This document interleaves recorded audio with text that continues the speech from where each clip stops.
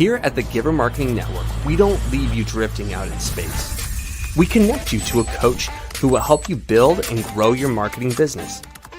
Our process acts as a guide on how to connect with other businesses, maintain good relations, and establish a presence on the Giver Marketing Network.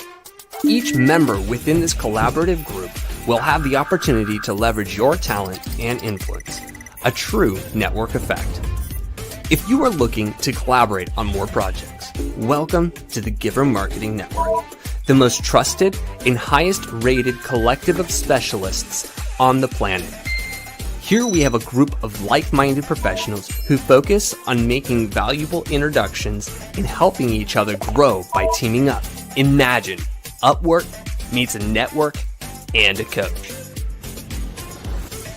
The talent collectively includes services like visibility and SEO, creating logos, designing websites, managing social media, outreach messaging, visual storytelling, and much more. Think of what you could do with laser-focused allies strengthening your business while offering your talents to the entire network. Click near this video for more information.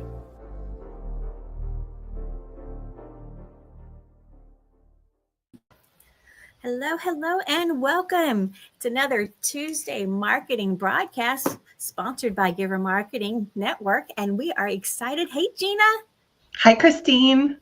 I love having Gina on the show. We are going to learn so much. I'm just saying, buckle up, get your pen and paper out, time to take notes. Just saying, this woman is a wealth of knowledge. So big shout out to our Giver Marketing Network and all the teams that we partner with, because we love collaborating. So come reach out to us, hang out with us, because Giver Marketing, we're friendly, right?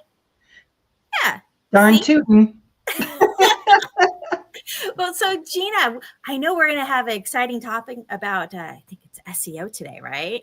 Ooh, that's like this magic mystery thing that people don't know about. Like, what does this entail, right? So I know you're going to deep dive into that, but how did you get involved in this whole marketing space? How did you get where you are today? Back in the day when I was in college, it wasn't called marketing. It was called advertising. So I was an advertising major, and my first job out of college was with a manufacturing company. I was in their advertising department, and I've, grown with the industry. And as things changed and became marketing, became digital marketing, I've just adopted all the technologies and put them in my toolbox. Well, I think you like to geek out on that stuff too, don't you? Because I know I do. There's so much to learn. It's, if you're addicted to education and learning, and you're this voracious learner that sucks things up like a sponge, marketing is one area that will never get boring or stagnant. So true, right? There's something always new coming out, some change, right? Something to keep up with. And SEO has been around for a while, but it's still one of those areas where they're like, I know I'm supposed to do it, but what does that even mean? And how do I do it? And so business owners a lot of times will get confused, right? They're not even sure what to do. They probably don't even know what SEO stands for, right? So I'm hoping you're going to enlighten us today and talk to us a little bit about what we can expect with SEO. So should we pull up our slides? Sure, I'm ready to go. All right, if you're ready, I love this topic.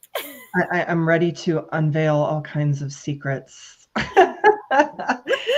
So what I wanted to talk about today is digging into something that we don't talk about enough, and what most digital marketing agencies don't include in their SEO work. So my goal here is really to help you understand what comprehensive SEO really looks like, and how to spot the missing pieces in what you're currently getting, or that you're not getting at all, that you may want to include. So I wanted to go to this next slide, and just in the comments, anybody who's watching this, I want to ask you a question. What do you think SEO entails? Not just what the acronym means, but what it involves. To you, what is SEO? And I'd love to hear what the audience has to say as we go on in this presentation. And I know a lot of people will be watching the recorded version, but I will definitely look at the comments and respond to anybody who comments. So that's my first question. And the reason I ask it is because more often than not, what people think it is isn't what it is. So SEO, Christine said, for those who may be on the call who don't know what it is, it stands for search engine optimization. And it is organic search versus paid search. So organic is, how does Google rank and index you, and how do you get found in a Google search? By taking certain actions and activities to help you get ranked and indexed without paying for advertising. So my history, most of the companies I've worked with have been small to mid-size, and they don't have big budgets. So it's always been, how do I get the most bang for no buck? If I don't have a big advertising spend and I can't throw money at Google ads, what do I do with just me as a resource and my 40 hours a week as an employee, or my X number of hours a week as a consultant? And the answer has always been organic search. And what I think most people learn from agencies and are taught is that SEO means keywords on a website. Boom. Done. That's SEO. No, I'm here to tell you, no, it's not. SEO, that's one component of SEO. Identifying your keywords, optimizing the front end and back end of your website. So all your meta tags and title tags and alt image tags on the back end, and then also your on-page copy on your website. So most agencies offer SEO as a line item.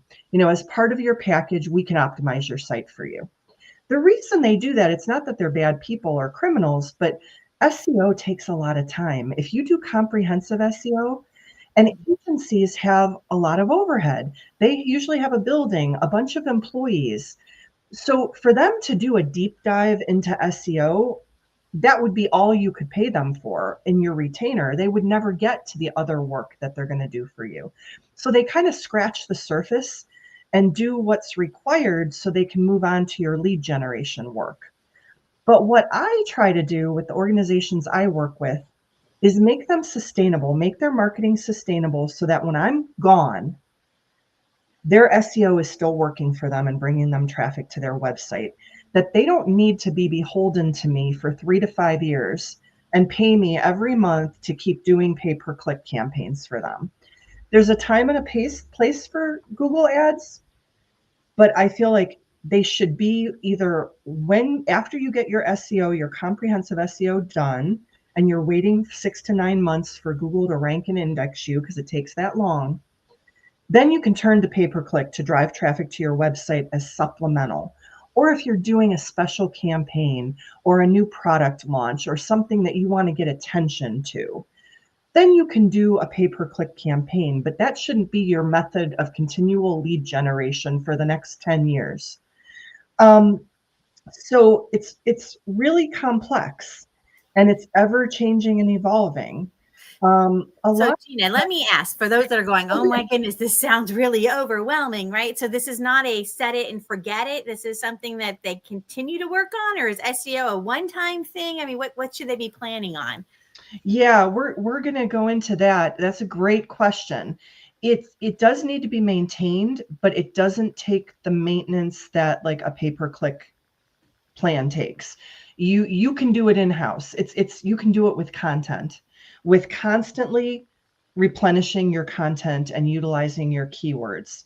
So when an agency does SEO, usually it's those meta tags on your website, maybe a few blogs, rarely anything called a backlink, which is a big part of the strategy. And I'm guessing some of the business owners right now are saying, meta, what, tag, what, back, what? Yeah, on your website, when you go into like say it's a WordPress site and you go into the programming part of the website, there's all kinds of tags. And any post you make, there's meta tags, header tags, alt image tags. And think of it as Google is blind and reading Braille. So they can't see your images and your pictures. They can't always read everything, especially if you've got a PDF, something not scannable. So when you populate those tags, you're keying Google and telling them what's on that page. What is on that page? What are my keywords? What am I a subject matter expert in? And so you're kind of guiding them as they crawl your site to index you in a search. The way I like to say this, when you ask the question about is does it take maintenance or is it one and done? To me, it's kind of like saying you topped off the wiper fluid in your car, therefore you're maintaining your car. You know, we all know car maintenance takes more than topping off your windshield wiper fluid. So it does take maintenance, but it gets a lot of bang for little buck. So I'm gonna look at this slide and go a little deeper.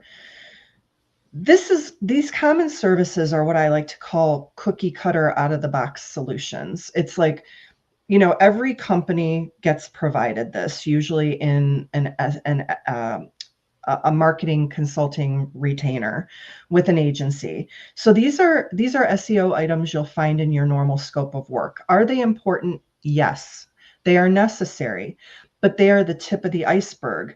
And this is where the work tends to stop. So agencies will do this work and then move on to the blogs, maybe an e-newsletter through email, and then turn to the pay-per-click work.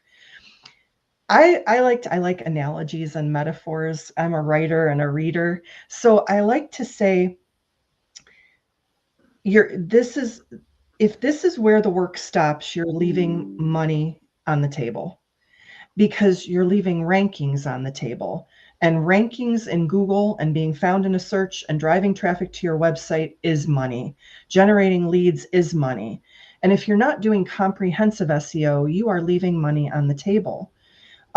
So here's where I deviate. Instead of just turning to ads, including like pay-per-click, Google ads, social media ads, remarketing and retargeting, which if people don't know what that is, think about you go search on Google for a new pair of tennis shoes.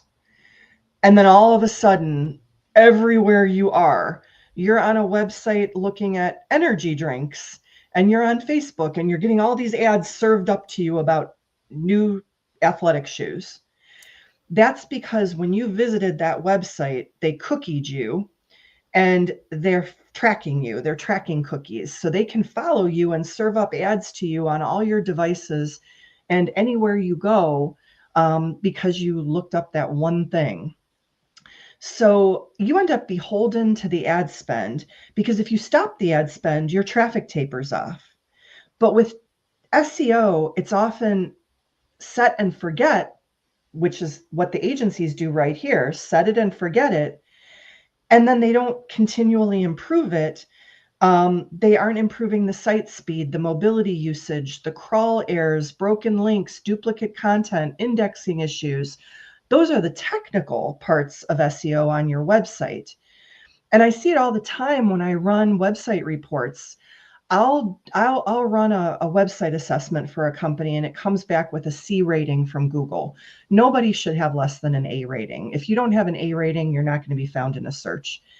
And that's why people throw money at the pay-per-click because they can't get found in a search because they're not ranking. So they just spend a ton of money on ads.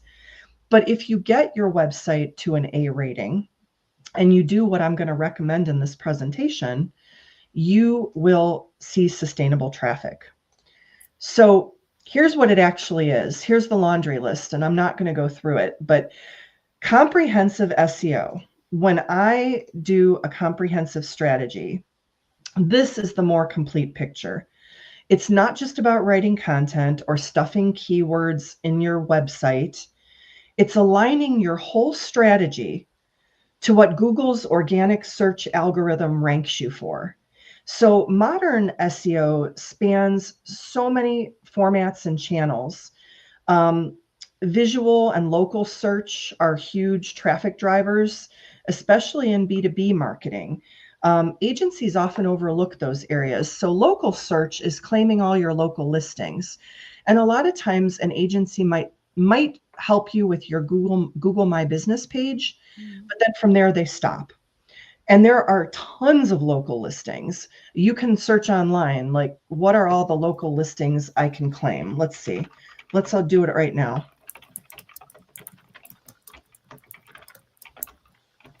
So we have local listings. Like you said, people think about Google, but they don't think about there's other places. Yelp, Bing, Facebook, and even if you look, there's how to claim local listings for local businesses. And this helps drive traffic to your website. Yellow Pages, Yahoo Local, Foursquare, Cyclix, Local.com. There are so many, and most of them you can claim for free.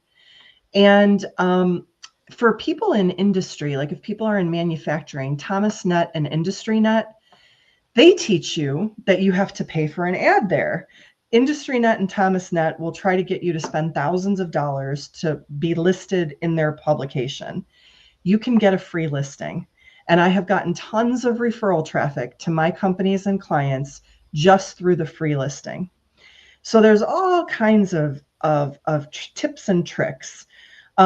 Internal linking strategy. What that is about is Google likes to see someone stay on your website a long time. The longer they stay, the better.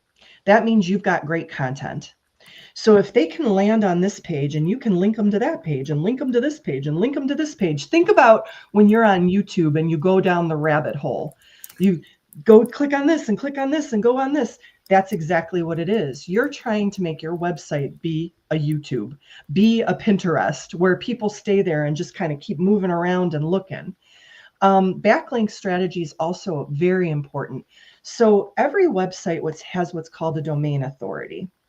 And that tells Google how much authority your website has as compared to others in your industry on the market. And it helps when you increase your domain authority. And there are ways to do it through SEO.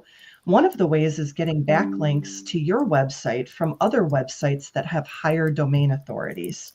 The way to do that is guest blog. I've reached out to companies and said, hey, I want to do a blog about your company, or can I contribute a blog to your website about thought leadership on X and such topic? People will say yes. They are hungry for content, free services. They don't have to pay somebody to do the work. They don't have to do it themselves. And I'll write a blog and I'll host it on maybe my website, and I'll send the link to their company. And I'll say, hey, PPG, I wrote this blog about your company and I interviewed some of your staff. Would you put this link on your media page? Because I think your customers would want to read this story. Boom, if I get a link from their website to my website's blog, they just lifted me up and they got free publicity. So it's a win-win for everybody. Media and public relations is very important because think about it, everything's digital now. So if you submit a press release to a publication and they print it, it also will go on their website.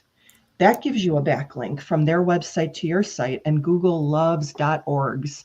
So if you've got like a university, a college, a .edu, a .org, that's even more clout because you're getting backlinks from really reputable sources.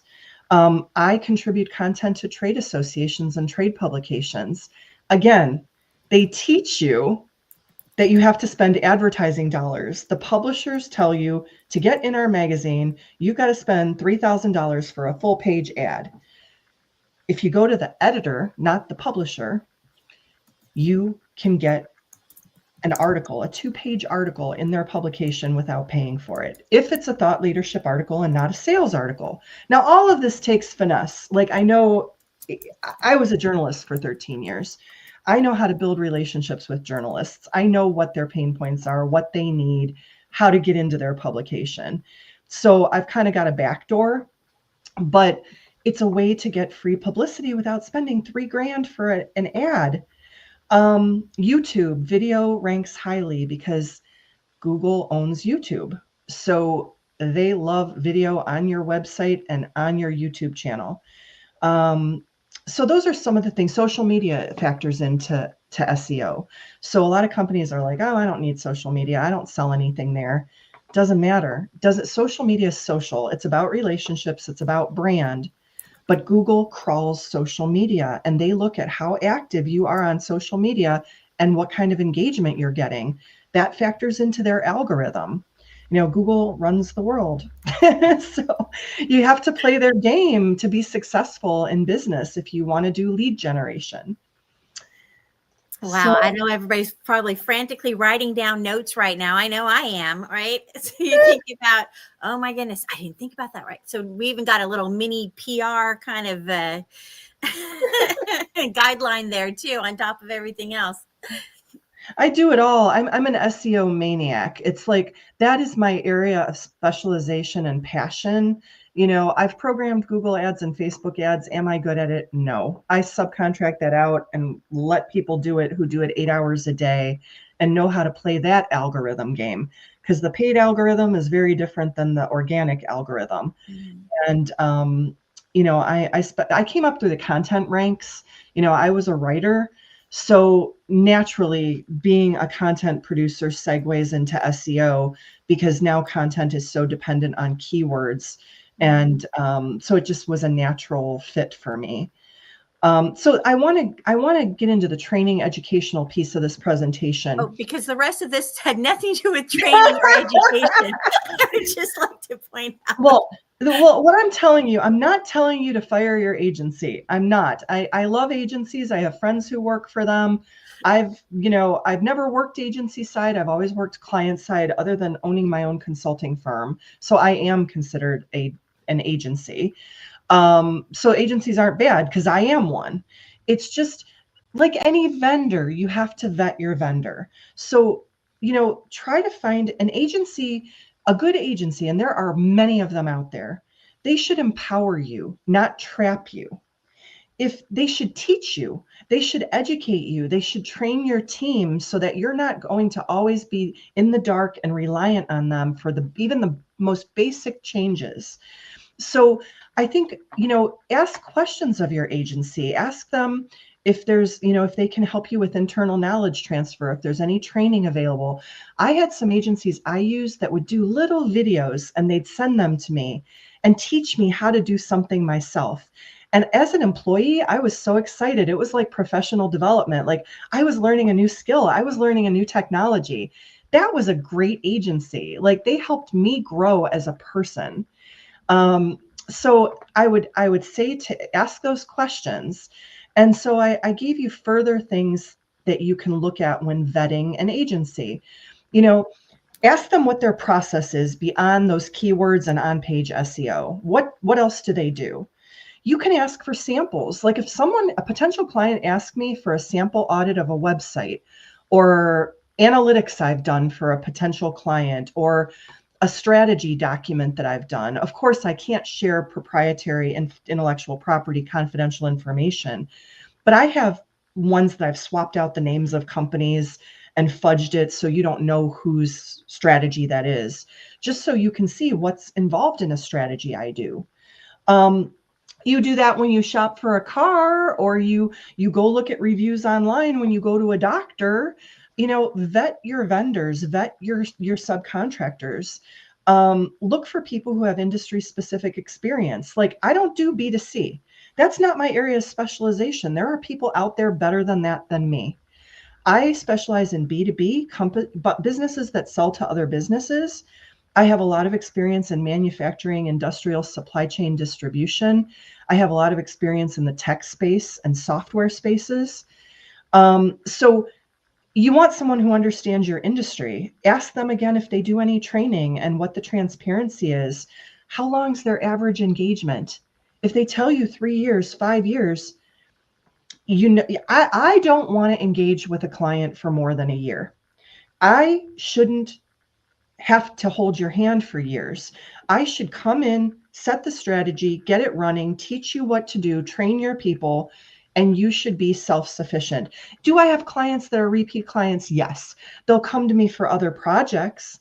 Like I did a project for them, moved on a year and a half later. Gina, we want to do this. Could you come and help us with this and give us a quote? Because I'm their trusted partner. But I'm not holding them beholden to me, paying me a monthly retainer for 5 years. So we're heading out at the end of our presentation. So I am always available. I love helping people. I love networking. I love building bridges and putting the right people together. And if I'm not the right person, I know a ton of people in my network. And I'm always happy to introduce people. I don't see other marketers as competitors. I see them as allies. They all know something I don't know, and I know something they don't know.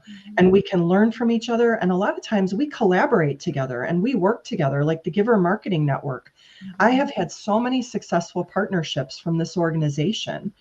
So if you want an honest SEO audit, or you want to vet your current agency, I don't lie. I'm not going to try to steal their business. I had a potential client come to me and say, I hired this company to build a website for me and do SEO and do content, and here's what they're charging me.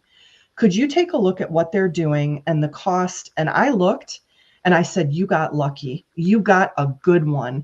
They are doing everything I would do. They're doing it exactly right. And that is a very reasonable fee. I'm not going to undercut that agency. I would be happy to take a look and give you a second opinion. And, if you need any training for your team, like you heard stuff today that you're like, whoa, I want to know more about that. I've taught college since 1995. So I'm used to training and teaching, and it's something I have a passion for doing. So I'd be happy to help in that capacity.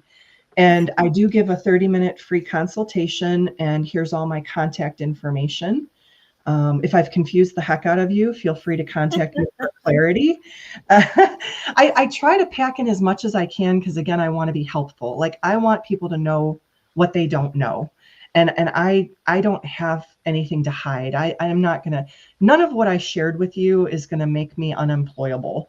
I've got expertise that I want to share with people. And maybe you'll dig a little deeper into this, and maybe this will help your business grow. And that's what I'm in the business of doing. I'm in the business of helping other businesses grow, because your success is my success. And that's what being a giver and being part of the Giver Network is about. Christine's a giver, and everybody in this organization is amazing. Right, that teamwork, right? And I love that you've had that approach, even working with the companies that you work with, right? The idea is you want to partner with them and educate them. Now, there's the idea of, I want to do things in-house, or I want to outsource it and have someone else handle it. And so you had mentioned the idea was for them to educate them enough so that they no longer needed you, right? A lot of people, I think, assume that SEO is something that you have to outsource and then continue to outsource and continue to pay thousands of dollars a month to do. And that's just an ongoing bill. I mean, I think like if people don't have the in-house resources, that's where they end up having to outsource and pay. If you don't have someone to keep up your blog and do content and do your social media and do the PR and media relations and the press releases and the contributed content to trade publications, then you have to hire somebody to do that. But people who have like an in-house marketing team or a marketing department, I did all that when I was in-house. When I was a 40-hour-a-week employee, that's how I learned to do all that. I had to get creative because I didn't have budgets. My company would pay my salary and say, that's it. You don't have a budget. Work your magic. And so I had to get creative and figure out how to accomplish and achieve those goals without additional spends. And so if you have a 40-hour-a-week employee that's on your marketing team, they could easily accomplish this and more. I mean, I do it for my business. I don't just do SEO. I do everything else. And so it's doable. It's not a 40-hour-a-week job to maintain this. All right. It's a part of your job. If they wanted to hire somebody to handle it, then how many hours should they be thinking, okay, I need somebody to come in and handle this. Maybe I'm going to get a VA that specializes in this and have trained them on this, right? How many hours should they be expecting? You said it wasn't a full time. No, I mean, it really depends on what stage their maturity is with their marketing program. Like, does someone have to come in and do the foundational work? Is the website 20 years old and hasn't been updated and needs back-end work and developer work? Or is it just maintenance and someone who needs to come in and do the content? So it depends where you are in your evolution. But I would say for an evolved SEO program where it's just, I'm out of the picture and I'm turning it over and you just need to maintain it. I could do that in probably 5 to 10 hours a month. Oh, really? Okay. So the maintenance, once you've got the solid foundation, you've got everything in your backlinks and all sorts of crazy and internal links and all these things on your master list there that you had that I'm sure we're having a hard time fiercely writing down, right? If we've got all that done, the idea of maintaining it and only taking 5 to 10 hours, that doesn't sound so bad, right? No, yeah, it's not. Again, it depends on your industry, how complex your product offering is, how many pages is your website? Is it a 5-page website or a 50-page website? So there are variables, but like I said, when I had a 40-hour-a-week job, I had to manage this and everything else I did in my job. And so, I did analytics, I did strategy, I did email marketing, marketing automation, managing social media, trade shows, conferences. So this was one small part of my job. And I was able to do all of that working a 40-hour-a-week job. So it's just a component. And I think it gets, like, one example, one thing I didn't mention, just through organic search, what I talked about today. I worked for a company that when I joined them, they had 7,000 visitors per month, a little under 7,000 visitors per month to their website. That sounds like a huge number to most people. Now, this was not an e-commerce site, but it was like an e-commerce site. You couldn't buy through the site, but they bought and sold used industrial equipment. So every piece of equipment in their 1,000,000-square-foot facility was listed on the website: pictures, video, specifications, prices. And then you had to call or come in to look at the equipment before you could purchase it. Just doing SEO with no ad spend at all, I grew traffic to 32,000 visitors per month. Wow. 6,000 some to 32,000 just with the strategy that I talked about.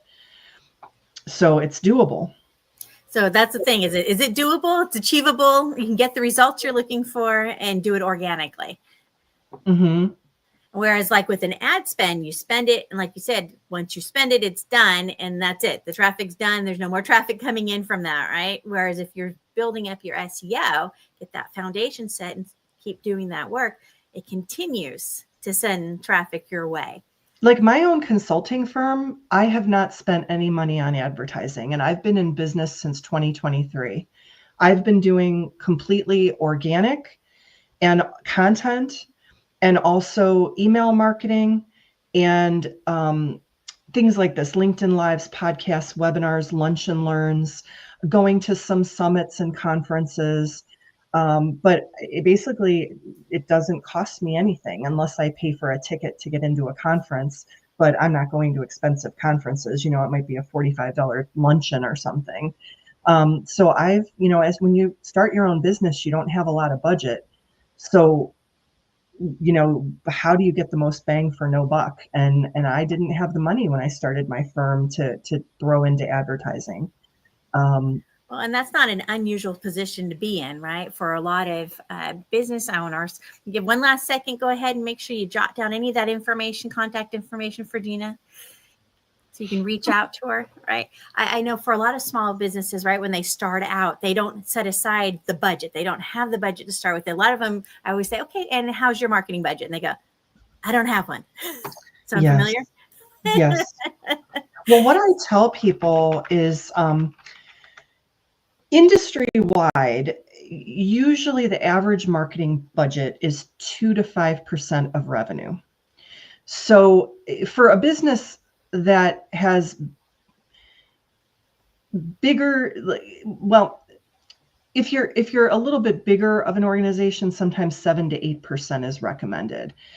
When I primarily work with manufacturers, because manufacturing and B2B is a little different than B2C, I usually recommend to them 3 to 5% of revenue. And you find notoriously that organizations aren't even spending 0.5%. I went into a $33 million organization and proposed a 12-month marketing program for $44,000.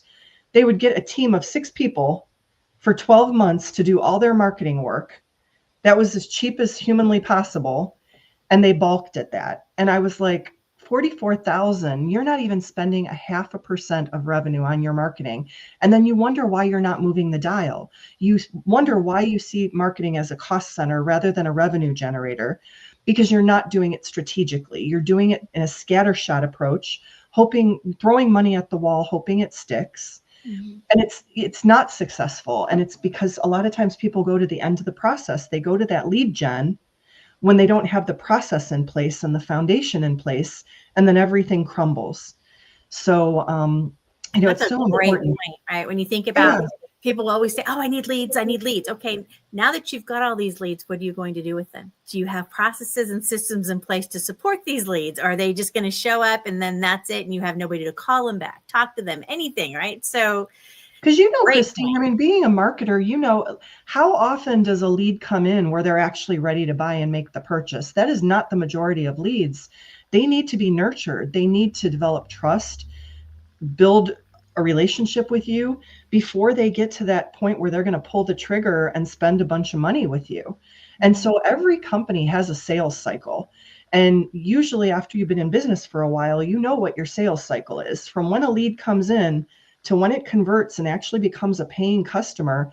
Some of my clients, their lead time is 1.5 years, their sales cycle, from when they first meet a lead to when they actually make a purchase. So you need to be nurturing them and marketing to them that entire time. And then you can't wait 1.5 years for them to spend. So you need to be bringing other leads into the funnel. And then once they do spend and buy, you need to replace them. So you need to constantly be replenishing that funnel. And that's where I see organizations get in trouble. They're bottom of funnel focused, sales focused. The bottom of funnel taps out, the cash flow taps out, and then they're panicking and then that's when they turn to the digital agencies to do pay-per-click campaigns as a Hail Mary to generate a bunch of leads. And then they complain that the leads aren't qualified because you're going after everybody out there and just getting people to click and trying to get traffic. And it's like finding a needle in a haystack. That's why organic is so targeted and so focused. And it's, if you're hitting trade publications, your audience is there.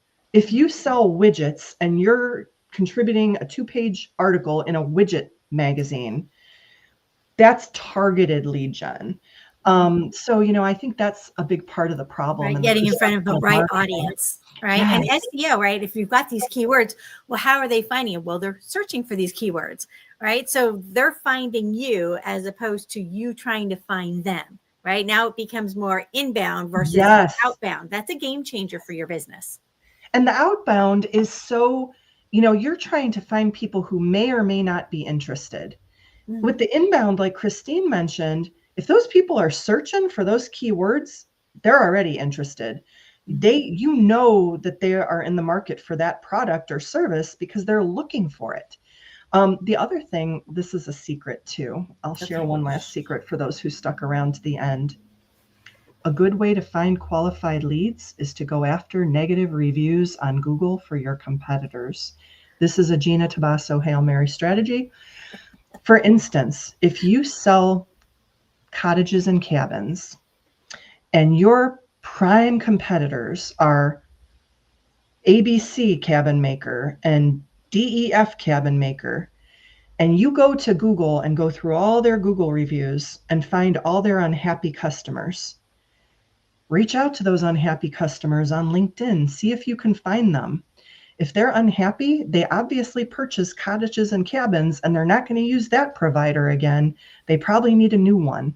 If you're HubSpot, now HubSpot probably doesn't have the time to do this, but if you're a small CRM, go look at HubSpot reviews and find all the unhappy HubSpot users and take them. They're already unhappy. They're leaving that client. They're miserable. They're slamming them on social media. They're your potential client. So that's another little top secret. There you go. You heard it straight from Gina's mouth right there. You didn't take notes there. One thing I forgot to mention in the SEO part is those reviews. Google factors very highly into their algorithm reviews. So I have made it a focus of mine for getting reviews online for my business, 5-star reviews, because that really helps in your ranking too. So that's why I actually mentioned looking at your competitors' reviews. That's how I got to it. I was trying to bolster reviews for my company, and then I started looking at competitors, and I was like, ooh, unhappy, unhappy, unhappy. I want to talk to you. I love it. Okay. So Gina, if people are going, oh my goodness, this is a lot. This, but she obviously knows what she's talking about. What's it like to work with you? If they're just like, I don't even know where to start. I'm looking at my numbers. I don't even know how to find the numbers on my website. I have no idea how many visitors I have, but I know I need more, right? So if you're not tracking any of that, right, you probably need somebody who can come in and give you a hand with that. So if I said, Gina, I saw you on the Giver Marketing broadcast, and I know I need to do something with my website, my SEO. How do we start?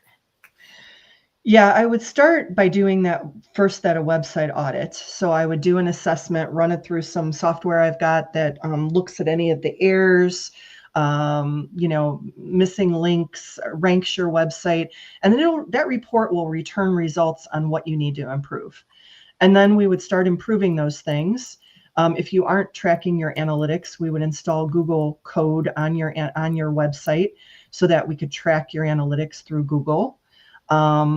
Personally, I usually work in WordPress. I recommend WordPress. You have more control over WordPress. I also would recommend not hosting a website on something like Wix or GoDaddy.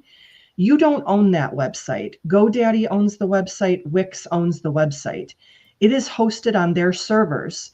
I have a prime example. I have a client right now, this week, no joke. Their website has gone down completely because they hired us to rebuild their website. We're in the process of rebuilding that website. It's still in demo. They still have to review and approve content. They had built their original website on GoDaddy. Well, this weekend, GoDaddy had a server outage. Their website went down. We went in and we looked, and we saw that what happened is GoDaddy pushed a bunch of updates for WordPress out to all of the websites they own. And their website was so old and it wasn't being hosted and maintained by someone that their plugins were not compatible with the new updates. So those updates took their website down. So then what we did, we recovered an old version of their website. We installed code to block all the updates. And yesterday the website went down again, and it was GoDaddy and some things that they were changing. And so we're telling the client, we urgently need you to review your website so we can push it live. We rebuilt it in WordPress, and it is going to be hosted and maintained so that every month someone's looking at the website, updating appropriate plugins. If a plugin's outdated, finding a new plugin that we can use instead, making sure that that website doesn't go down and also isn't owned by another organization that has control of your website like that. Well, you made a good point about the builders, right? When you're using someone else's in-house builder, you're kind of stuck with them and whatever they decide to do, or if they decide to discontinue it. We've had the same problem with different builders. Poof, your website's gone. Yeah, it's not yours. You're renting space.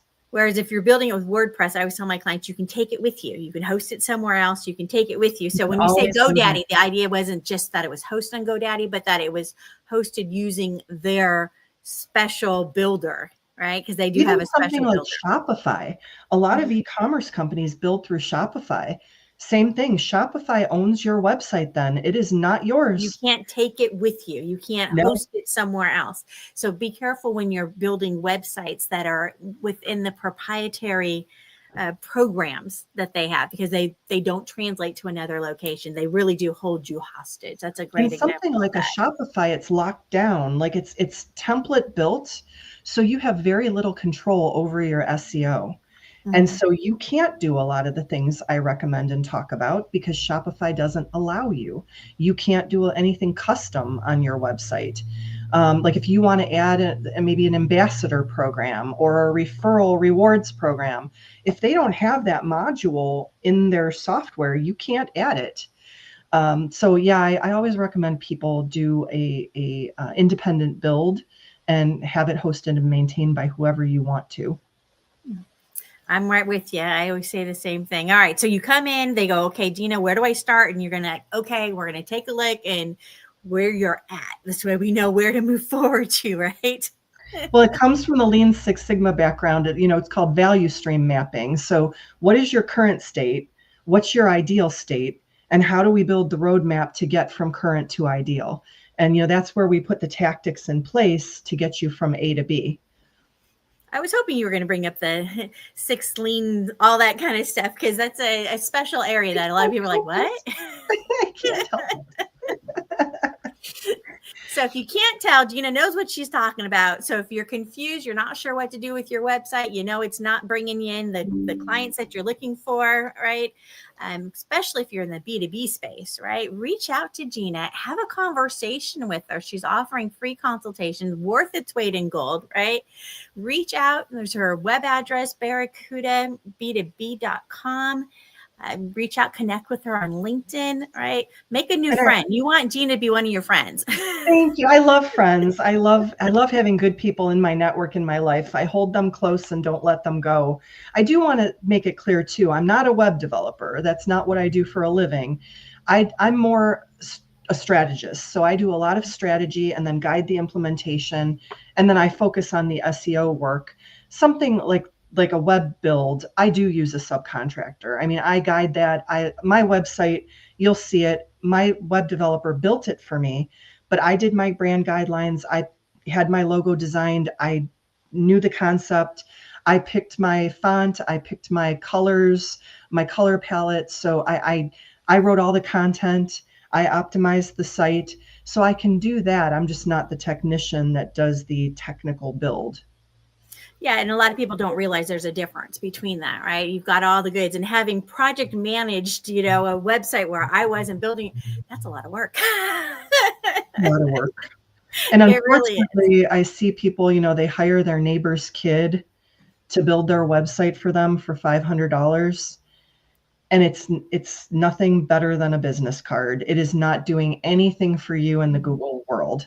Nothing. So and then they pay a lot of money to have it rebuild. Like I would do it right the first time. And it's not cheap. I mean, a website like mine, like if you look at my website, it doesn't have a ton of pages.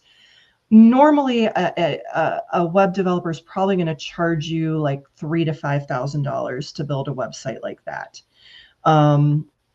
If it's more complex with more pages, it gets more expensive, but agencies will charge you 10, 15, 20,000. I've had agencies bid 40,000 for websites I wanted to rebuild. They can get really pricey because of the overhead. So it's that balance again of finding the right partner, like someone who's not fly by night, a guy in his garage building websites on the cheap, but an agency that's maybe a husband and wife or one or two people where they know what they're doing. They've been doing this for 30 years. But they don't have the overhead of like a large agency where they've got to charge a markup because of all the staff that they've got. Mm-hmm. And the brick and mortars and all that kind of stuff, right? Yeah. There's a wide range, right? You see anything from I'll build your website for $250 to the I'll build it for $250,000, right? And what's the difference? Now, an e-commerce site gets pricey. Yeah. So if someone's building an e-commerce site, that takes a lot more programming and loading products and shopping cart enabling and all the back end work. It's a lot of development. So e-commerce sites are not cheap. No, they're definitely not. That's for sure. They're complicated. Mm-hmm. Know your lane, right? Stay in your lane of genius. But then again, I'll tell you, I use the subcontractor I use who built my website for me. He built an e-commerce website for a client of mine. It was $10,000 for the website in WordPress. It included content, photographs, video. It was quite a lot for $10,000. And so sometimes you can find someone who will work with you on price. And I think people who are consultants like Christine and I, we have wiggle room. There's prices we charge big organizations and prices we charge nonprofits. And of course, a nonprofit or a smaller company or a startup, a lot of times when they don't have the deep pockets, you can afford to be more flexible with them because you don't have that kind of overhead. So I kind of try to meet people where they're at, but I don't work for free. So there are times where even when I discount my pricing, people still can't afford me and I can't help them. They want me to work on commission or something like, well, if you do this for us, when we get our first sales, we'll pay you a % of sales. I have bills to pay. I can't work for free, because if you don't get those sales, I don't get paid. So, you can bend and flex just so much, but we try to do our best. I know we have a sweet spot for the startups, but we can only give so much. I know. I hear you. It's an ongoing struggle. The passion projects, those passion projects, Yes. and these people are giving everything to this dream. And it is just so, it's an honor to be part of that. I wish I could work with more startups. Yep. I hear you. Girl after my own heart. There's a reason why I adore you, Gina. You too. Okay. Thank you so much for coming on today and talking to us about some of your zones of genius, because I know you're a brilliant marketer. So if you're not sure where to get started, you're looking for somebody to kind of help guide you, you might want to reach out, have that conversation with Gina. She's offering that 30-minute conversation right now. So that's worth its weight in gold. Take advantage of that opportunity. Reach out, friend her on LinkedIn, have a conversation with her, and you just never know what kind of gems she might share with you, because she dropped a lot of great ones. That's right. It's like isn't that a surfer thing too? Like, call me, let's go catch a wave. There you go. It's coming up in the good weather right now. So yeah, let's love it. Well, so thank you, Gina, so much for being on the show. Giver Marketing Network. Come reach out to us. We have a whole slew of marketers. Gina's one of our brilliant marketers here, and we have so many options. When you think about marketing, and it can be overwhelming, right? You want to reach out and talk to somebody that you can trust and that you feel like, has your best interest at heart. And that's really what it's about. We've got a great group of marketers. And if you are a marketer, don't be a lonelypreneur. Come hang out with us. On Wednesdays, we have Networking for Marketers. We meet every Wednesday, 8 a.m. Pacific, 11 Eastern. You can register for that free event, save it on your calendar, and come hang out with us every Wednesday. So that is so fun. It is fun. We mastermind. givermarketing.com/networking. Yeah, we problem solve, we have laughs, we share pets, it just becomes a group of friends. And I mentioned how I don't specialize in pay-per-click, and I sub that out. I actually sub it out to someone in the Giver Network. He has become my partner, and so I use someone from this organization. Absolutely. It's marketing is such a broad area, right? And so when you can get talented in and right in what you do best, right? Then you need to partner with the other people to do what they do best, right? And you put us all together, and it's like instant agency. So have some fun with us. Come hang out with us on Wednesdays. And of course, we'll be back next Tuesday for our Giver Marketing broadcast, and we will see you then. Thank you. Thanks for the honor, Christine. Bye.